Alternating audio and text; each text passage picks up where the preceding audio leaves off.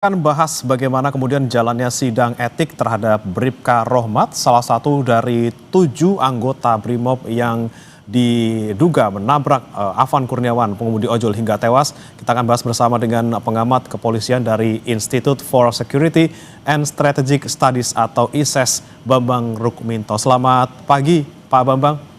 Pagi, Ya, Pak Bambang, Anda melihat sidang etik yang berlangsung kemarin terhadap Kompol Kosmas, kemudian hasilnya, kemudian Kompol Kosmas dipecat ataupun diberhentikan tidak dengan hormat.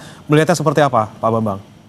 Saya melihat apa yang dilakukan oleh kepolisian kemarin terkait dengan sidang kode etik sudah sangat layak diapresiasi ya, karena kasusnya baru hari Kamis kemarin dan hampir hanya 1 minggu terkait dengan kasus itu sudah ada keputusan sidang kode etik dan sidang kode etik Profesi Polri, dan Kosmas sudah diberikan sanksi berat, yakni pemberhentian tidak dengan hormat.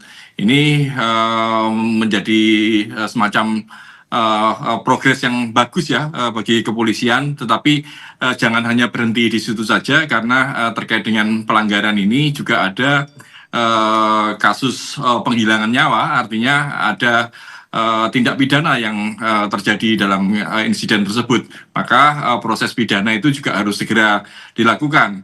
Sementara terkait dengan sidang kode etik dan disiplin bagi personel yang lain, ini juga harus digelar seperti itu. Tidak perlu menunggu satu persatu sidang pidana, tapi harus bisa dilakukan secara serentak. Seperti itu, saudara. Secara bersamaan digelar sidang kode etik kepada 7 orang, kemudian juga proses pidananya juga harus tetap berjalan juga gitu, Pak Bambang. Tapi Pak Bambang, kalau Anda melihat kemarin dari Kompol Kosmas sendiri menyatakan masih akan pikir-pikir untuk banding seperti itu. Nah, ketika misalnya nanti Kompol Kosmas ini banding, apakah memang kemudian bisa membatalkan ataupun mengubah keputusan pemecatan terhadap dirinya? Terkait dengan banding dan hasil banding itu sangat memungkinkan ya, sangat terbuka sekali apakah Kapolri itu menolak atau menerima banding yang dilakukan oleh personil yang melakukan pelanggaran. Prosesnya memang 21 hari ya, dan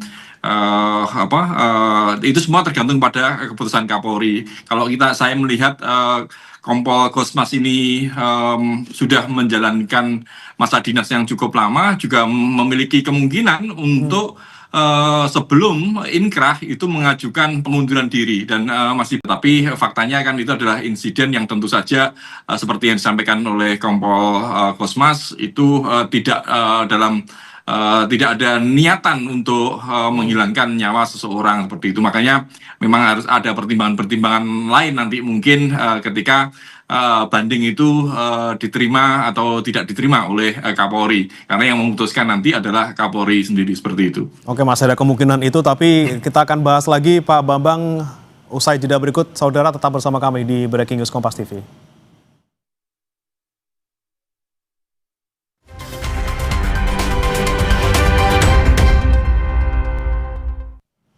Kembali bersama kami di Breaking News Kompas TV, saudara, terkait dengan sidang etik terhadap penabrak pengemudi ojol Afan Kurniawan, dan masih bergabung bersama kami pengamat kepolisian ISES, Bambang Rukminto. Pak Bambang, kita lanjutkan tadi terkait dengan kemungkinan banding yang akan diajukan misalnya oleh Kompol Kosmas gitu ya. Ini kan berarti ada kemungkinan kemudian tidak jadi dipecat, atau nanti ketika sudah selesai gitu kasusnya dia akan bertugas kembali menjadi polisi, atau ada juga kemungkinan tadi bisa saja dia mengundurkan diri, daripada dia tidak jadi polisi lagi dengan dipecat, lebih baik mengundurkan diri. Anda melihatnya seperti apa, Pak Bambang? Ya, kemungkinan itu memang bisa terjadi ya, karena kalau kita melihat beberapa kasus terkait dengan sidang kode etik profesi, sanksi berat PTDH itu ternyata juga bisa dianulir oleh Kapolri seperti itu kalau ada bukti-bukti baru seperti itu. Meskipun sidang banding pun itu juga ada upaya lagi peninjauan kembali. Jadi ada 2 mekanisme terkait dengan putusan sidang kode etik. Artinya peluang itu masih sangat terbuka bagi personil yang melakukan pelanggaran untuk mengajukan banding atau mengajukan peninjauan kembali. Kalau kita melihat kasus 3 tahun yang lalu, mereka yang melakukan pelanggaran obstruction of justice di kasus Verdi Sambo misalnya, yang sudah dipidana juga kemudian kemudian PTDH-nya dianulir menjadi demosi sekian tahun seperti itu. Itu hal yang sering kali terjadi. Memang hal itu juga menunjukkan bahwa impunitas itu masih sangat kental di kepolisian gitu. Makanya memang harus dikawal terus oleh eksternal, jangan sampai keputusan-keputusan itu menyakiti hati masyarakat. Tapi kemungkinan untuk personil yang melakukan pelanggaran mengundurkan diri itu juga sangat terbuka bila personil tersebut sudah menjalani masa dinas lebih dari 20 tahun. Jadi sebelum inkrah personil tersebut mengundurkan diri dari kepolisian, itu sangat memungkinkan. Jadi masih berhenti dengan hormat seperti itu, sehingga mereka bisa menerima hak-haknya seperti itu. Oke, bagaimana kalau misalnya kita inginkan kasus ini untuk Kompol Kosmas gitu, mungkin harapan dari masyarakat adalah oke dipecat gitu, tapi masih ada mekanisme yang memungkinkan dianulir seperti itu, Pak Bambang. Apa yang bisa dilakukan untuk tetap membuat status tersebut, PTDH tersebut tetap diberlakukan untuk Kosmas untuk menjaga dalam tanda kutip kepercayaan publik? Ya, lagi-lagi ini kan kembali ke konsistensi dari Kapolri ya, ketika bagaimana melihat level kesalahan dari anggotanya gitu. Kapolri dalam konteks ini tentu juga akan memberikan proteksi pada pada bawahannya gitu, sehingga tentu ada pertimbangan-pertimbangan lain untuk meringankan sanksi seperti itu. Memang hal ini tentu akan mengecewakan masyarakat, tapi lagi-lagi bahwa sanksi etik maupun dan disiplin Polri ini kaitannya adalah peraturan di internal kepolisian. Sangat berbeda sekali dengan proses pidana yang sudah ada di ranah pengadilan umum seperti itu. Yang menjadi masalah juga seringkali tidak konsisten.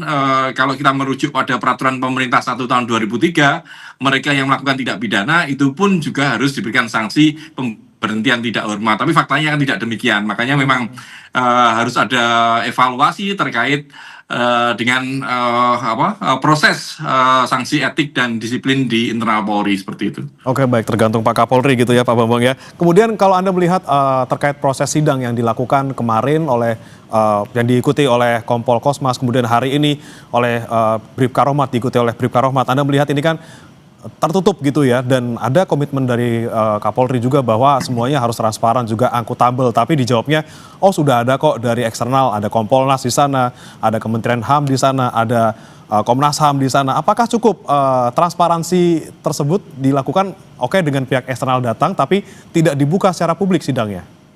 Ya, bagi masyarakat tentu ini sedikit mengecewakan ya, karena transparansi yang dianggap oleh masyarakat tentu adalah terbuka semuanya. Tapi lagi-lagi kepolisian tentu memiliki pertimbangan-pertimbangan karena ini adalah sidang kode etik ini adalah ranah internal ya, ranah organisasi yang memang sebenarnya adalah privat gitu loh, memang untuk internal mereka sendiri gitu loh. Bahwa yang bagi masyarakat yang lebih penting sebenarnya adalah sanksi apa yang diberikan kepada personel yang melakukan pelanggaran. Proses tentu bisa apa saja seperti itu, dan yang lebih penting adalah hasil terkait dengan sidang kode etik itu. Yang lebih perlu dicermati oleh masyarakat itu adalah proses pidana di pengadilan umum. Ini yang seharusnya terbuka sehingga bisa melihat bagaimana jalannya sidang, bagaimana tindak pidana itu terjadi sehingga bisa ditemukan rasa keadilan yang lebih diterima oleh masyarakat seperti itu. Oke, tapi pertimbangannya apa sih sebenarnya Pak Bambang untuk melakukan sidang ini secara tertutup? Apakah misalnya ada sesuatu yang dikhawatirkan nanti jika terbuka di publik menimbulkan sesuatu atau seperti apa? Kalau misalnya ada kasus terkait dengan misalnya kekerasan seksual, mungkin kita bisa paham gitu ya Pak, ada istilah-istilah, kemudian ada detail-detail yang tidak perlu diketahui oleh publik gitu ya, tidak perlu diketahui bersama. Tapi ketika ini sudah ranahnya sudah ke masyarakat gitu, ada pengemudi ojol yang meninggal, sudah menjadi sorotan luas. Apa yang kemudian menghambat ini tidak dibuka ke publik untuk sidangnya? Iya, saya melihat sidang apakah dibuka atau tidak dibuka ini adalah ranah dari internal kepolisian. Ketika dia tidak sidang ini tidak dibuka, pertimbangannya bisa jadi, ini asumsi saya ya, untuk melindungi privasi dari personil itu, gitu. Mungkin seperti itu. Tetapi sebenarnya ini pun juga tidak diperlukan kalau kita melihat bahwa ini adalah sudah menjadi sorotan masyarakat yang seharusnya terbuka. Tidak ada alasan yang kuat sebenarnya untuk tidak membuka. Tetapi lagi-lagi bahwa ini adalah ranah internal di kepolisian. Mereka memiliki semacam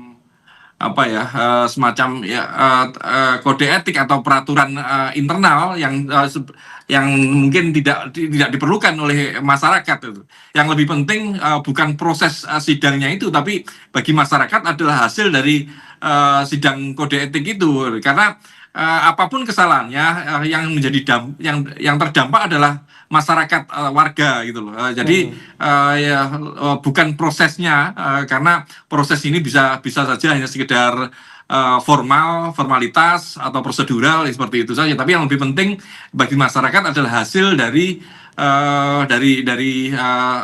sidang kode etik itu gitu loh.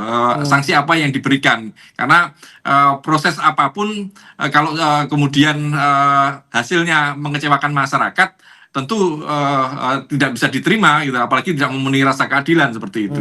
Ini karena kemarin kebetulan memang karena keputusannya adalah PTDH, jadi ya tidak masalah tertutup. Tapi kalau misalnya nanti jadi pertanyaan ketika tertutup, hasilnya ternyata tidak sesuai dengan harapan, ini yang kemudian menjadi kekecewaan masyarakat gitu ya Pak Bambang ya. Betul. Nah, kita soroti dari dua orang yang mendapatkan kategori pelanggaran berat. Ini kan ada Kompol Kosmas dan juga ada Bribka Rohmat. Bribka Rohmat ini sebagai driver kendaraan rantis yang menabrak Afan Kurniawan. Tapi kalau Anda melihat Pak Bambang, ini kan sebenarnya yang pengemudinya adalah Bribka Rohmat. Ini Kompol Kosmas berada di kursi penumpang samping gitu ya. Ini kemudian kenapa ataupun pertimbangannya apa sih yang Anda cermati gitu? Kenapa juga orang yang hanya duduk di samping driver ini juga dikategorikan sebagai pelanggaran berat seperti itu? Ya, satu sisi Kompol Kosmas ini ada di dalam kendaraan. Ini dan yang paling memberatkan Kompol Kosmas ini adalah atasan dari driver. Artinya penanggung jawab dalam kendaraan itu adalah Kompol Kosmas. Bagi perintah untuk keluar dari barisan, untuk maju atau mundur atau bergerak itu di Kompol Kosmas. Makanya penanggung jawab paling berat adalah paling besar adalah Kompol Kosmas seperti itu. Kalau kita melihat hubungan antara atasan dan bawahan, tentu driver ini siap perintah, siap dan gitu saja kepada apa yang sudah diperintahkan oleh Kompol Kosmas. Makanya kita lihat lagi nanti apa hasil sidang kode etik nanti, karena apakah lagi-lagi apakah ini nanti juga akan seperti di 2022 Barada Eliezer misalnya, sehingga bisa dibebaskan seperti itu. Kita akan lihat nanti apakah seperti itu hasilnya nanti. Oke, kalau kita lihat soal bagaimana hubungan antara Kompol Kosmas dan juga Bribka Rohmat, Kompol Kosmas sebagai atasan, kemudian Bribka Rohmat sebagai bawahan yang mungkin mengikuti saja perintah dari Kompol Kosmas. Anda melihat kalau misalnya hari ini sidang etik untuk Bribka Rohmat, apakah kemungkinan juga hukumannya akan sama, setara, PTDH seperti itu? Eh, Tentu ada pertimbangan-pertimbangan ya.